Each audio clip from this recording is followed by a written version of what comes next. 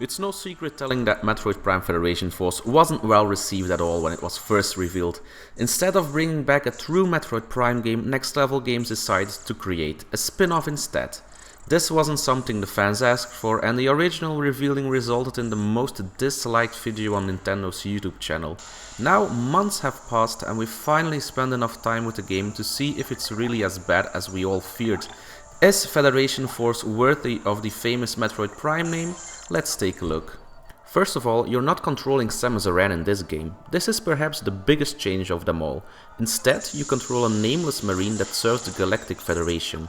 If you played Metroid before, you'll have heard of this law-enforcing organization that sends its platoons on planetary missions. This is exactly what you'll be doing in Federation Force. It all starts with your training, where you'll learn the ropes of the game and the controls. Talking about the controls, Next Level Games added two presets. The first one lets you aim by moving your 3DS system, using the gyrus sensor to make this happen. Although it works surprisingly well, I switched to option B rather fast, enabling me to aim with the extra camera stick on the new Nintendo 3DS.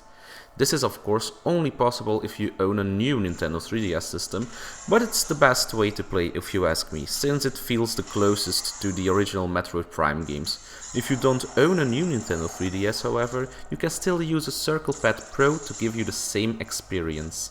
With that out of the way, you can truly start experimenting what control scheme suits you best during your training days. After you finish your training, it's time to start your real adventures on the icy planet called Excelsion.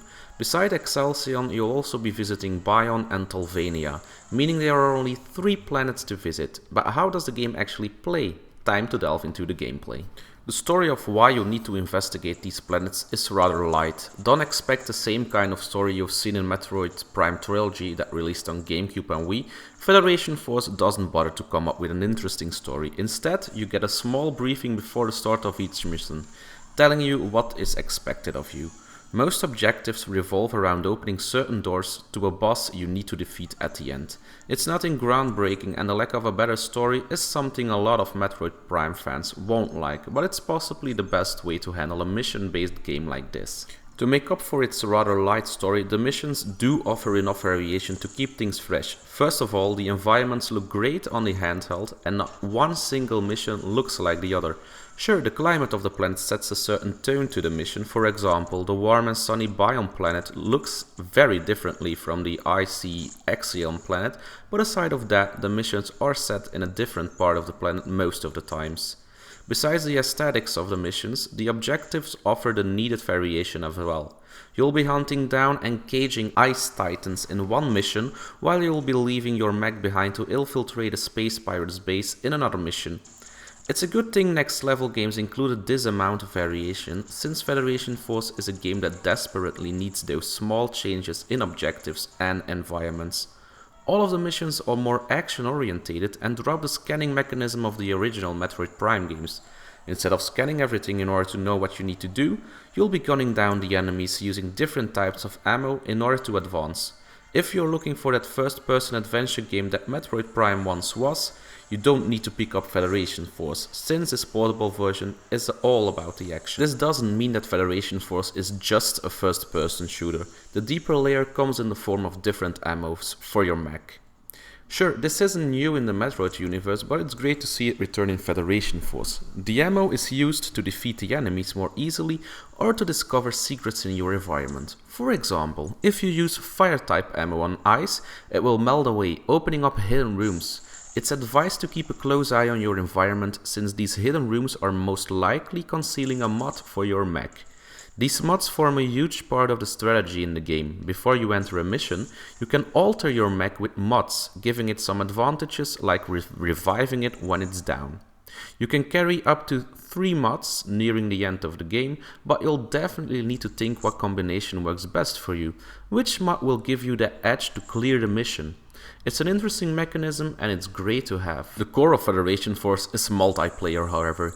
You can play with 3 friends in local multiplayer or search for teammates online. At the time of this review, the online matches weren't active, but we did test the local multiplayer. In here, you'll need to work together with the others in order to reach your goal. Unlike Metroid Prime Hunters, you don't need to take each other down. You'll need to work together as a team to bring the enemies down. Playing together feels a little easier since there's a lot of extra firepower. Federation Force offers a great multiplayer experience and is perhaps one of the best co-op games on the handheld. Don't like to play with others? That's nothing to worry about, since you can complete the entire game on your own.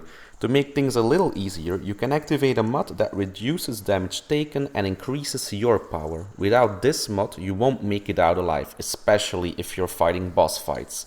In order to make up for the loss of 3 teammates, you can even activate 3 small drones that will follow you around and aid you with backup fire. Playing on your own therefore isn't that bad, and you will enjoy your time until the very last boss at the end of around 60 missions. Metroid Prime Federation Force isn't a true Metroid game due to the lack of exploration and Samus Aran. Sure, you'll meet her from time to time and can even use an inflatable version of her to distract space pirates, but without her being the hero, it doesn't really feel like a Metroid game. Federation Force is a good game, especially when you play it with friends, but it misses that kind of magic that made Metroid Prime big. It's not as worse as everybody was expecting, but it's not on the same level as a true Metroid Prime game.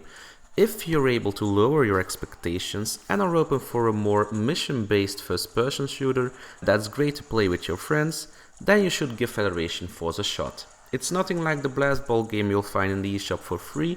Federation Force is a good game filled with great bosses and enough variation to keep you going, but it shouldn't be called a Metroid Prime game. That's why we think this game deserves a 7 out of 10. Thank you guys for watching this review on Gaming Boulevard. Hope you liked it. Please subscribe for more in the future, and thanks again for watching.